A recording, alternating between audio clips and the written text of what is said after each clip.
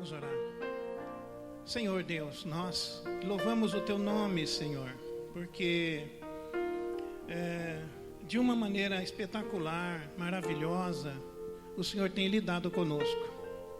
O Senhor tem sido o nosso Deus em todas as circunstâncias. Nós temos visto a Tua mão estendida sobre nós, nos amparando, nos abençoando, nos guiando, nos dirigindo.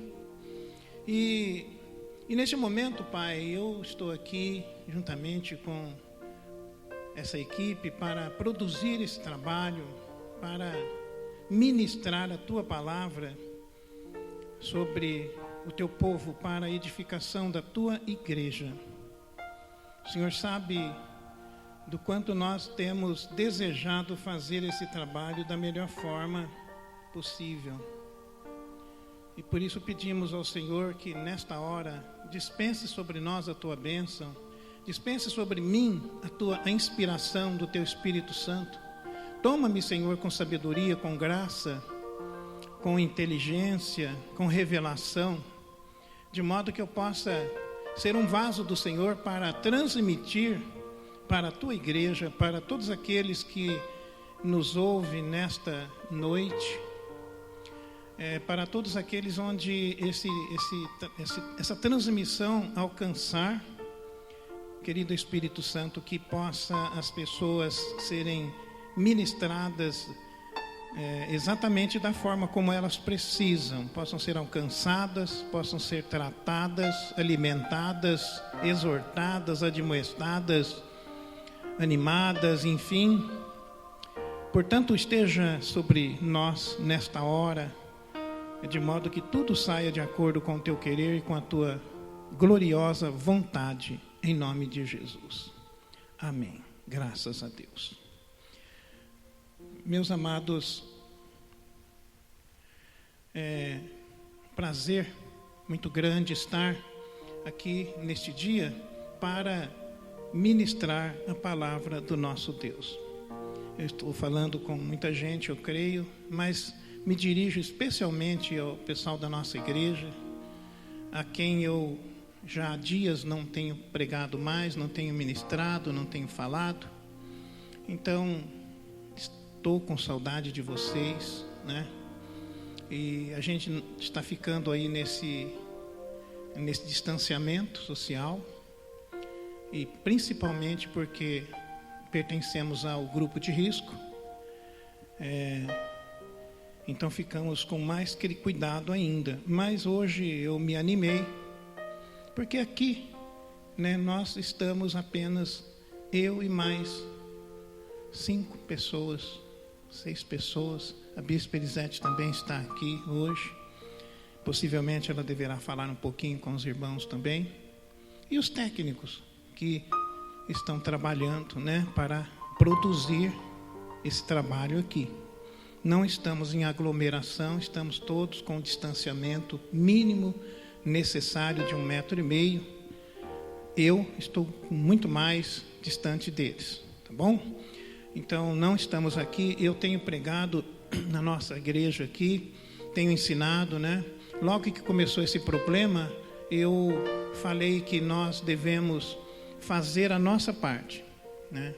Eu citei aquela passagem bíblica onde se diz, onde está dito: não tentarás o Senhor teu Deus. Então, nós não incentivamos, não apoiamos a atitude de nenhum cristão quebrando as orientações governamentais, as normas de saúde, sob o argumento de que Deus guarda, Deus cura, Deus protege, e a gente sabe disso, né? Biblicamente, por experiência. Mas o que nós podemos fazer e devemos fazer, então Deus não quer que a gente deixe de fazer, não. Amém? Vamos manter a distância de segurança. Amém, queridos? Deus abençoe. Pois bem, queridos, eu já sem tomar mais tempo, trouxe hoje aqui uma mensagem, creio, da parte do Senhor, que está registrada no livro do profeta Abacuque. Então, você que tem aí ou sua Bíblia, talvez na mão, né, o celular, enfim. Eu não posso demorar muito tempo, mas nós vamos estar lendo aqui, se for possível, a gente vai discorrer pontos do livro inteiro. É um livro pequeno, que tem apenas 3 capítulos, mas é um assunto muito interessante. Um assunto muito interessante, que eu acredito que tem similaridade, né, com o que está acontecendo no nosso Brasil e também no mundo inteiro, né? Eu creio, espero que Deus realmente me faça lembrar de falar aqui tudo o que precisa ser dito, tá bom? Bom, então eu quero já fazer a leitura bíblica. Você já deve ter encontrado aí na sua Bíblia, Abacuque capítulo 1. Nós vamos começar a partir do versículo 2, vamos ler até o versículo 11 inicialmente. Então, vamos lá. O título diz assim: a primeira queixa de Abacuque. Versículo 2: até quando, Senhor, clamarei por socorro sem que tu ouças? Até quando gritarei a ti violência sem que tragas salvação? Por que me fazes ver a injustiça e contemplar a maldade? A destruição e a violência estão diante de mim. Há luta e conflito por todo lado. Por isso a lei se enfraquece e a justiça nunca prevalece. Os ímpios prejudicam os justos e assim a justiça é pervertida. Aqui vem agora a resposta do Senhor. Verso 5. Olhem as nações e contemplem-nas, fiquem atônitos e pasmem, pois nos dias de vocês farei algo em que não creriam se lhes fosse contado. Estou trazendo os babilônios, nação cruel e impetuosa, que marcha por toda a extensão da terra, para apoderar-se de moradas que não lhes pertencem. É uma nação apavorante e temível, que cria a sua própria justiça e promove a sua própria honra. Seus cavalos são mais velozes que os leopardos, mais ferozes que os lobos no crepúsculo. Sua cavalaria vem de longe, seus cavalos vêm a galope, vêm voando como ave de rapina, que mergulha para devorar. Todos vêm prontos para a violência.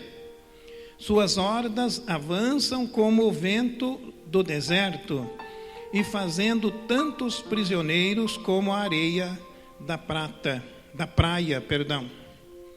Menosprezam os reis e zombam dos governadores, riem de todas as cidades fortificadas, pois constroem rampas de terra e por elas as conquistam. Depois passam como o vento e prosseguem, homens carregados de culpa e que têm por Deus a sua própria força. A sua própria força. Amém. Amém. Graças a Deus. Bom, queridos, eu quero agradecer o Tom Carfe, porque quando nós precisamos e idealizamos fazer o culto online, ele se colocou à disposição. Ele e o pastor Alex, que tem experiência com câmera, né, com câmeras, com essa coisa, né, que está aí, esse momento. E então o Tom Carfe tem ministrado aqui a palavra do Senhor, o pastor Alex, e também, por último, no domingo passado, agora, ministrou a palavra de Deus também, o pastor Newton, e ministrou muito bem, né? Aliás, ambos trouxeram mensagens aqui maravilhosas. E Deus tem usado estes homens de Deus, né? Graças a Deus, para trazer o alimento necessário para as nossas almas. Bom, eu, então, como disse, hoje me encorajei, vim aqui. Eu costumo, né, ministrar valendo-me da mensagem textual. Eu gosto muito de estar olhando para a Bíblia, de estar caminhando nas Escrituras Sagradas, e é o que eu pretendo fazer hoje, né?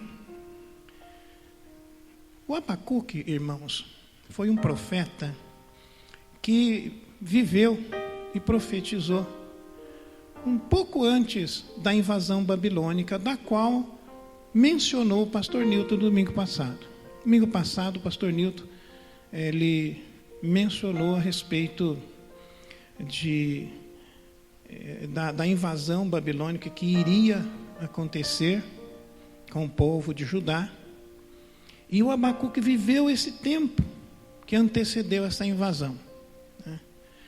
E ele anteviu, ele viu o momento em que isso ia acontecer. Na condição de profeta, Deus mostrou para ele, revelou que Judá seria invadido, devastado e o seu povo levado cativo para a Babilônia. E então Abacuque, a profecia dele começa com um questionamento. Abacuque ele questiona Deus. Por quê? Porque Judá, a nação, estava vivendo um ambiente de injustiça social. Havia ali, naquela nação, nós sabemos que Judá era o povo de Deus. Era como se fosse a igreja hoje. Então Abacuque, que era um profeta da igreja de então, do povo de Deus, estava vendo muitas injustiças acontecendo no meio do seu povo, muita coisa errada. E ele descreve aqui, do versículo 1 ao versículo 4, né, ele descreve essa situação que ele estava contemplando. E ele se queixa a Deus, né, de ver isso acontecendo e não fazer nada, né? Eu quero ler novamente esse texto, comentando. Então ele começa perguntando para o Senhor, para Deus: até quando, Senhor, eu, né, clamarei por socorro sem que o Senhor ouça? Até quando eu vou estar aqui gritando socorro e o Senhor não ouve? Até quando gritarei a ti violência? Violência, eu estou gritando, e sem que o Senhor traga a salvação. O Senhor não traz a salvação, né? E aqui eu já quero abrir um parêntese, queridos, que essa questão dele falar assim: até quando eu clamarei por socorro e o Senhor não ouça, sem que o Senhor ouça? Quantas vezes nós estamos diante de situações contraditórias, difíceis? Nós, como cristãos, temos promessas de Deus, de que Ele estaria sempre conosco. Nós temos aquela promessa do Senhor, que estarei convosco todos os dias. A palavra do Senhor também, quantas promessas temos, que o anjo do Senhor acampa-se ao redor dos que o temem e livra. E o Abacuque, que também, com certeza, tinha inúmeras promessas de Deus sobre a atenção do seu povo, a atenção do seu Deus, a atenção de Deus. E de repente Abacuque agora reclama que ele já, e até com a palavra até quando, mostra que ele já vinha pedindo socorro fazia tempo, né? Às vezes você também, meu irmão, que está aí, você é da igreja, tem recebido promessas de Deus. Deus tem falado lá no fundo do seu coração: não te deixarei, não te desampararei. E de repente você pode estar vivendo um momento, né, que há tempos vem pedindo socorro e ainda não chegou, né? Por que não chegou o socorro do Senhor? E ele está dizendo que o Senhor não está ouvindo. Ele falou: sem que tu ouças. Será que Deus tem dificuldade de ouvir mesmo, né? Será que o Senhor ele tem deficiência da audição? Ou será que Deus não não consegue ver tudo o que está acontecendo, ouvir todos os clamores. O seu clamor, por exemplo, você acha, será que Deus, como Abacuque achava, será que Deus não está ouvindo? Você tem clamado tantas vezes, talvez você tenha levantado de madrugada, pedindo a Deus, gritando, pedindo socorro por uma situação, e parece que Ele não ouve. Mas o Abacuque teve coragem de dizer para ele que ele não estava ouvindo. Que não estava ouvindo. E aí ele repetiu novamente, até quando gritarei a ti violência? Estou falando para o Senhor, Pai, o Senhor não está vendo a violência. E o Senhor não traz salvação. O Senhor parece que não está ligando para o que está acontecendo. E aí ele faz uma outra pergunta para o Senhor também. Por que me fazes ver a injustiça e contemplar a maldade? Tem um texto lá no Sermão do Monte, quando o Senhor fala: bem-aventurados aqueles que têm fome e sede de justiça. Eu tenho sentido isso na pele. Quantas vezes nós, como cristãos, estamos vivendo, quantas vezes não, nós estamos sempre vivendo num mundo injusto, assistindo tantas injustiças, né?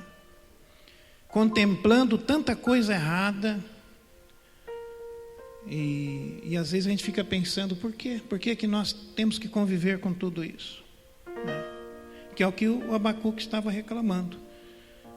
Até quando, ou por que que o Senhor me fazes ver a injustiça, contemplar a maldade?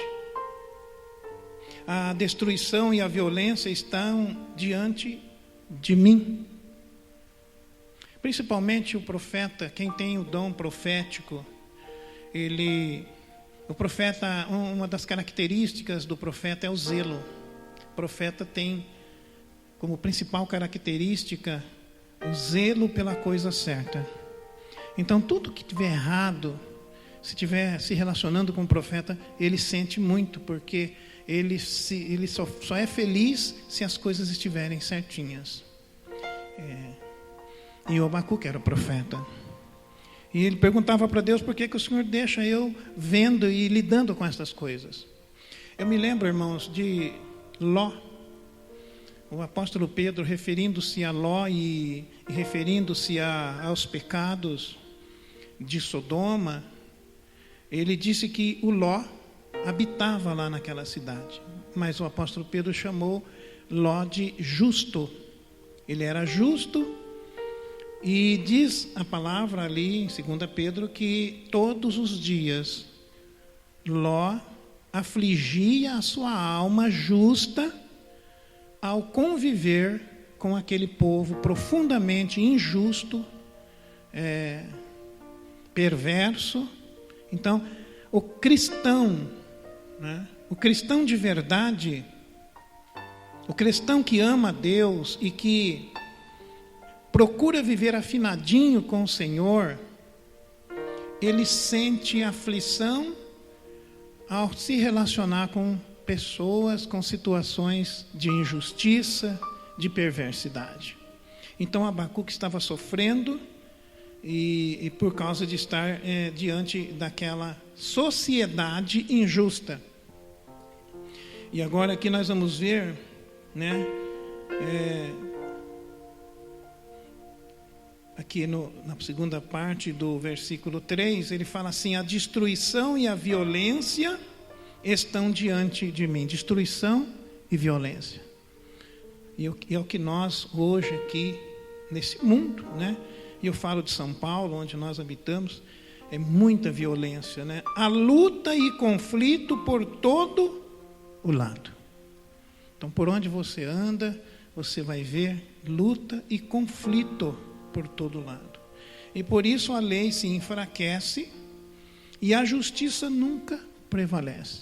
Então, nós sabemos que temos ouvido, né, pelos meios de comunicação, quanta injustiça, inclusive ocorrendo nos meios judiciais, né? Nós temos os tribunais e há sempre muitos comentários de a justiça sendo torcida, né, muitas vezes a favor do injusto e contra o justo.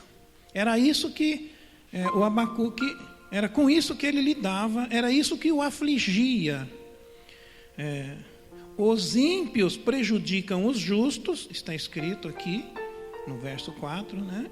E a justiça é pervertida. Então, aquilo que seria o certo fica como errado e o errado como certo. Amém, queridos? E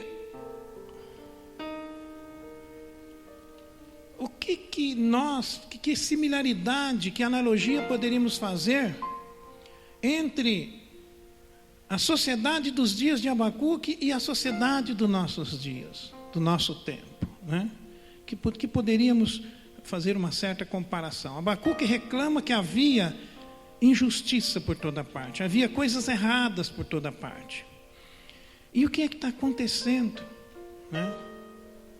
O que é que está acontecendo no nosso país e no mundo inteiro? Eu vou citar algumas coisas. Por exemplo, quem quer ter uma ideia de como está a igreja, né? A igreja do Senhor, é só entrar no YouTube. Nós vamos ver a igreja do Senhor Jesus exposta, né? A noiva de Cristo exposta, desnudada ali no YouTube. Se você entrar, né, no YouTube, você vai ver quantos escândalos, quantas coisas que poderiam ser tratadas no âmbito das igrejas. Os líderes eclesiásticos, né, deveriam tratar, ter um fórum eclesiástico para tratar, né, para disciplinar, e não expor lá fora, onde aqueles que ainda não conhecem a Jesus são escandalizados. Quantas portas são fechadas por causa dos escândalos, que poderiam ser evitados. Não me refiro aos atos escandalosos que o próprio Senhor Jesus falou, ai daqueles por quem vier o escândalo, mas eu me refiro à divulgação deles, fora do âmbito da igreja.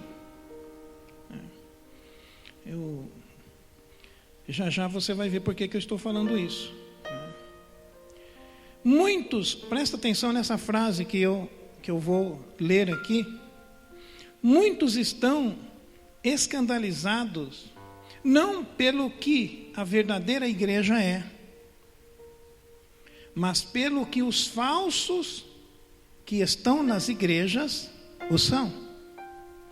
Então eu vou repetir, né? Muita gente aí fora que poderiam aceitar a Jesus como Salvador, crer na mensagem do Evangelho, estão sendo escandalizados, não pelo que a igreja verdadeira é. A igreja verdadeira não escandaliza ninguém, no princípio, mas pelo que os falsos que estão na igreja são. Aqueles falsos. E quantas pessoas estão habitando a igreja, estão junto dos crentes, mas estão escandalizando, né? E no mundo em geral, falei da igreja, e no mundo em geral? No mundo em geral, os valores tradicionais, muitos dos valores tradicionais que têm base bíblica, né? Base divina, como a degradação da família. Como está a família hoje? O que o mundo aí fora está fazendo com a família?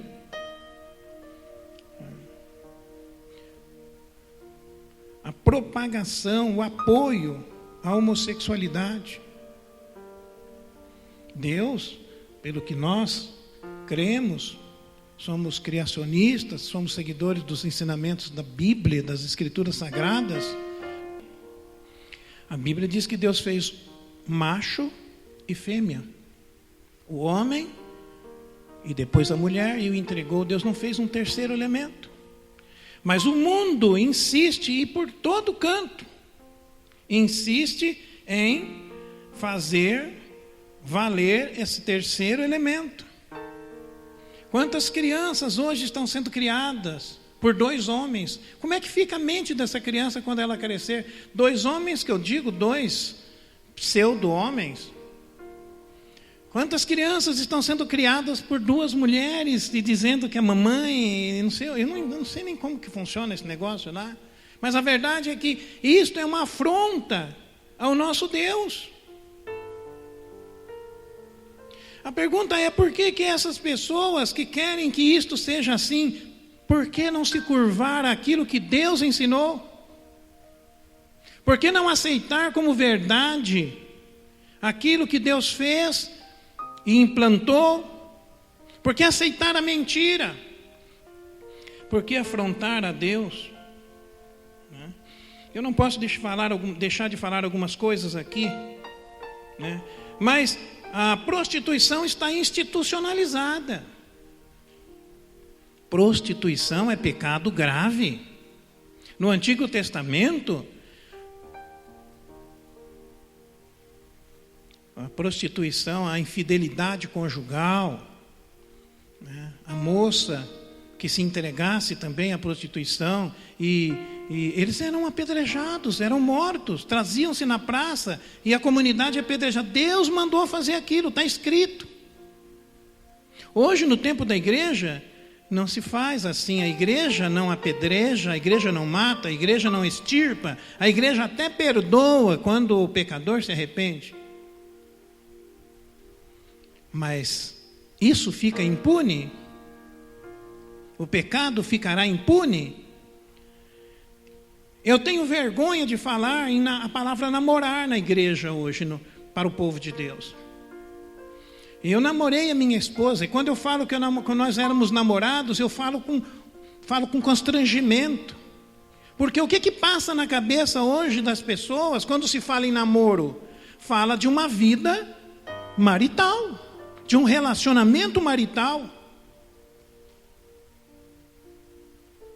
Por isso tenho vergonha, porque nós, quando namorávamos, o namoro que eu entendo que é namoro é para se conhecer, não sexualmente, não fisicamente, mas conhecer a família, conhecer os costumes, orando, o cristão orando a Deus para ver se é realmente a vontade do Senhor.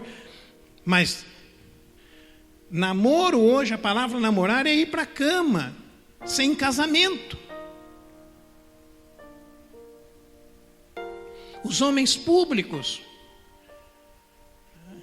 Uma outra coisa que eu tenho vergonha também é de ver os nossos governantes, nossos legisladores, homens de cabelos brancos, grisalhos, que poderiam e deveriam estar reproduzindo os costumes tradicionais, os valores tradicionais, que, como eu disse, tem base, tem origem nas Escrituras Sagradas, poderiam estar sendo um modelo da ética.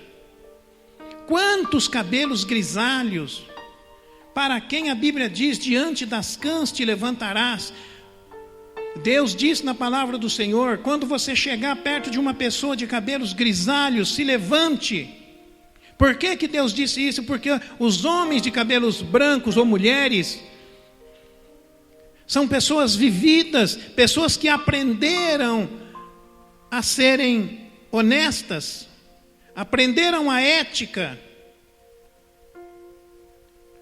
Elas venceram o período da juventude, do fulgor da mocidade, do período em que estavam sendo ainda formadas. É mais compreensível você conviver com um jovem que tem suas fraquezas, porque ainda está num período de formação, mas cabelos grisalhos. E quantos nós temos visto lá na República, lá no governo, nos legisladores, homens corruptos, desonestos, nas paradas, chamadas paradas gays. Eu fico triste quando eu vejo famílias, homem de cabelo branco, mulher, filhos ali nas janelas ou nas ruas, assistindo, aplaudindo uma parada que reforça uma ideia contrária a Deus, contrária aos princípios da ética, daquilo que seria natural. o barbarismo, aquela coisa nojenta, perversa, e homens que poderiam estar nos ajudando a reproduzir os valores morais e éticos. Estes homens estão lá também mostrando para os mais jovens, dando uma ideia para os mais jovens de que aquilo é certo. Em quem os nossos jovens vão se espelhar se eles olham para nós de cabelos brancos que vivemos tantos anos e eles nos veem reproduzindo, apoiando coisas erradas? Nós somos os mestres. Por que eu estou falando isso? Uma outra coisa também é a zombar de Deus. Os homens, e agora não é só cabelo branco, eu estou falando da sociedade em geral, da comunidade internacional, é no mundo inteiro. Tem um filósofo do passado, eu não vou citar o nome porque estão vários filósofos e às vezes eu posso confundir, mas tem um deles que escreveu, se não me engano parece que é Nietzsche, que diz que Deus está morto. E quantas pessoas, quantos alunos de faculdade, quantos alunos, e até de segundo grau, têm lido isso? Deus está morto. São afirmações que têm entrado, né, na alma de muita gente. O que significa Deus está morto? Isso é muito forte. Então, se eu posso fazer o que eu quiser, eu não tenho uma autoridade espiritual a quem eu deva prestar contas. Eu vou viver aqui na terra, aqui no mundo, vou viver de qualquer jeito, do jeito que eu achar que eu devo. Vou tomar cuidado com a polícia. Eu não preciso tomar muito cuidado com a polícia, porque até a polícia está amordaçada, está manietada, não pode agir. Eu não tenho medo de ninguém, e eu poderia temer a Deus se ele estivesse vivo, mas ele está morto. Acho que foi ontem, numa entrevista, numa emissora, antes de ontem, no domingo de Páscoa, alguém perguntou para um sábio, perguntou assim, sobre Jesus, se era um mito, se Jesus era um mito, e esse sábio, ele é religioso, ele disse, Jesus pode ser considerado místico, mas não mito, porque mito é algo que não existe, está na imaginação das pessoas, é um mito, mas místico sim, mito não. Então Deus, agora místico por quê? Porque é o lado espiritual, ele é existente, mas para nós que estamos aqui, ele é místico por causa da transcendentalidade de Jesus. Mas Deus não está morto. E eu quis, agora eu vou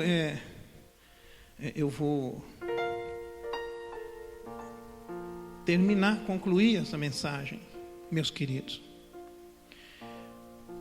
O Abacuque está diante de um quadro de injustiça social no seu país, que é um país religioso. Muitos dizem o Brasil é um país laico, é verdade. Mas Israel era religioso, Israel era a igreja a qual o membro Abacuque pertencia, Israel. E Abacuque, então, vendo as injustiças sociais, o pobre sendo pisado pelo rico, as injustiças acontecendo, ele gritava: Senhor, até quando eu vou gritar e o Senhor não ouve? Ele achava que Deus não estava ouvindo. Deus estava ouvindo. Eu volto a falar daquele parêntese que eu tinha aberto no começo. Você grita, você está gritando, e talvez você está começando a ficar cansado de gritar, porque você acha que Deus não está ouvindo, e Ele está ouvindo. Talvez. E aí o Abacuque falou assim: eu grito violência, e o Senhor não traz salvação. Parecia que Deus estava parado. Primeiro parecia para Abacuque que Deus estava surdo. Depois que Deus não podia se mover para trazer a salvação. E ele então descreveu as injustiças sociais. Queridos, eu quero aqui nesse momento traçar um paralelo entre aquela sociedade, aquela comunidade dos dias de Abacuque e a nossa comunidade aqui no nosso país, dentro das igrejas e a nível internacional. Como está o mundo? Como está até mesmo a igreja, dentro das igrejas? Como é que você que me ouve, você está sentadinho aí no seu sofá, não sei onde você está nesse momento, mas como é que você está como igreja do Senhor? Você está procurando viver para agradar a Deus? Você respeita o teu próximo? Você leva a sério o teu próximo? Você sabe o que é certo e o que é errado? Como é que você optou? Que estilo de vida você tem optado por viver nesse tempo? Sabe por quê? Quando Abacuque chorou e reclamou, entendeu? Aí veio a resposta de Deus. Sabe o que Deus falou? Ele falou assim: olhem as nações e contemplem nações. Nações. Olhem as nações e contemplem-nas. Fiquem atônitos e pasmem, pois nos dias de vocês farei algo em que não creriam se lhes fosse contado. Então Deus falou Deus está dando a resposta para Abacuque. Deus está dizendo, olha o que Deus está dizendo no versículo 6. Estou trazendo os babilônicos. Estou trazendo os babilônios, nação cruel e impetuosa, que marcha por toda a extensão da terra, para apoderar-se de moradias que não lhe pertencem. É uma nação apavorante e temível. E aí Deus vai descrevendo como é essa nação, que são os babilônios. Então o que acontece? Deus falou para Abacuque: Abacuque, você está achando que eu não estou agindo? Eu estou agindo. Só que eu não estou agindo do jeito que você está querendo. Abacuque queria que Deus viesse ali resolver aqueles problemas. Abacuque queria que Deus chegasse naquele que estava praticando uma injustiça e falasse com ele: para de fazer isso, de praticar a injustiça, para de praticar a violência. Deus viesse pessoalmente fazer aquilo. Abacuque esperava que Deus fizesse isso. Deus tem o seu jeito de disciplinar. Tem muita gente, e nós mesmo da igreja, cristãos, estamos orando. Há poucos dias atrás, cristãos de influência convenceram o próprio presidente da nossa nação a decretar um jejum nacional, para que Deus possa bloquear a ação do coronavírus na nossa nação. Ou não foi por causa disso que foi feito um jejum nacional, do qual eu também participei. Mas agora eu pergunto para você: e se Deus está usando essa praga para disciplinar não só o Brasil, não só a igreja internamente, como o mundo inteiro? Nós sabemos que a perversão, a degradação moral está no mundo inteiro. Está no mundo inteiro. A degradação moral, né? E está todo mundo orando. Quem pode orar, né? Quem sabe orar, está orando, buscando que Deus afaste essa praga.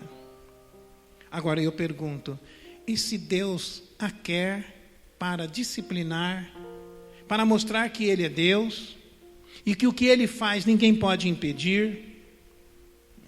E se Deus está por detrás de tudo isso, resolve a oração? Ou nós precisamos, tudo bem, orar é um dever que nós temos que fazer, mas será que não é o momento de nós proclamarmos um arrependimento pela forma como nós temos lidado com Deus, pela forma como nós temos sido crentes? Então, o que eu quero dizer com isso? Que assim como Deus disciplinou Judá, não lidando individualmente com cada um deles, não. Deus pegou a nação toda e permitiu que o Império Babilônico invadisse Judá, devastasse o país deles, humilhassem eles, levassem eles à bancarrota e pegasse a população, o principal da população, e levasse para a Babilônia. Ninguém pôde impedir, nada impediu aquilo que Deus tinha que fazer. Então, a nação brasileira, o mundo precisa se arrepender. Arrepender hoje é melhor do que orar pedindo para Deus tirar. Abacuque pediu para Deus tirar aquele problema da injustiça social. Deus falou: eu não vou tirar o problema, eu vou tirar o povo daqui. Eu vou punir a nação inteira. Então também, a igreja do Senhor hoje, você, meu irmão, que me assiste, e isso vale para mim também, será que não é momento de nós, além de nós nos arrependermos, arrependimento, também não é momento de nós falarmos para o mundo a verdade? Porque está uma solidariedade generalizada. Vamos fazer máscara, vamos fazer isso, vamos comprar respirador, vamos fazer isso, fazer aquilo. O mundo não se arrepende. O mundo não reconhece que pode ser a mão de um Deus vivo, o qual nós sabemos que existe e que disciplina o pecador. Então, será que não é momento de nós, como igreja, como fizeram os ninivitas, que nem crentes eram, mas a Bíblia diz que eles se vestiram de saco e cinza, fizeram jejuar e orar e se humilhar, toda a nação, toda a cidade de Nínive, inclusive até os animais, crianças, e Deus então tirou aquela sentença que disse que seria destruída Nínive em 40 dias se eles não se arrependessem. Deus pede arrependimento. Deus pede arrependimento. Eu encerro dizendo que esta é a mensagem do Senhor para nós. Vamos orar, sim, vamos pedir para Deus nos guardar deste vírus, sim, mas e quanto a nós, como nós estamos vivendo, é hora de nós repensarmos. Como bem pregou o pastor Newton no domingo passado, é hora de nós pararmos para fazer uma reflexão e adequarmos a nossa vida ao nosso Deus. Que o Senhor Deus nos abençoe. Você que é cristão, que serve a Deus de verdade, não tenha temor, não tenha medo do coronavírus. Certa vez Jesus falou assim: não temais os que matam o corpo e não tem mais nada que fazer. Temam antes aquele que depois de matar o corpo pode mandar a alma e o espírito para o inferno. Deus é que nós devemos temer, porque se nós até morrermos pelo coronavírus, mas morrermos em Deus, não morreremos, apenas dormiremos. Mas se estivermos sem Deus, é morte, é segunda morte, é perdição eterna. Eu faço esta oração no final agora desta mensagem, para que o Senhor nos dê o arrependimento. Curve a tua cabeça, você que está em casa aí, fecha os teus olhos e ore comigo, ore de coração. Senhor Deus, em nome de Jesus, nós queremos te agradecer, Senhor. Nós queremos te louvar pela tua palavra, pela mensagem que o Senhor nos permitiu ministrar e ouvir nesta noite. Abençoe sim, papai querido, para que nós possamos nos arrepender. Nós nos arrependemos nesse momento. Nós nos propomos, Senhor, a mudar o nosso estilo de vida. Nós nos propomos a não viver mais em pecado, Senhor, porque o Senhor diz para vivermos em santidade. Eu oro, Senhor, aqui também como pastor, como aquele que está com o cajado da parte do Senhor sobre toda a igreja, Comunidade Batista Hermon, e aqueles outros que também nos ouvem e que são espirituais e que receberam a tua palavra. Eu rogo ao Senhor em nome de Jesus, cobre-nos com a tua presença. Perdoa, Senhor, os nossos pecados. Perdoa a forma como nós temos nos conduzido diante do Senhor, como igreja. Porque nós queremos desfrutar das promessas do Senhor, que diz que está conosco todos os dias, até a consumação do século. Amém. Amém. Deus abençoe. Olá, se você se identificou com essa palavra, se essa palavra tocou o teu coração, talvez você está aí na tua casa e assistiu essa pregação, assistiu esse vídeo, cantou com a gente os louvores, e essa palavra tocou o teu coração e você gostaria de receber Jesus Cristo em seu coração agora, ou voltar para Jesus Cristo. Você quer aceitar ou voltar para Jesus Cristo? Eu vou fazer uma oração por você agora, e o Espírito Santo de Deus vai invadir teu coração. Amém? Senhor nosso Deus e nosso Pai, eu quero orar, Deus, por essa pessoa que está assistindo, meu Deus, meu Pai, esse vídeo agora, que assistiu e que te recebeu no seu coração, Pai.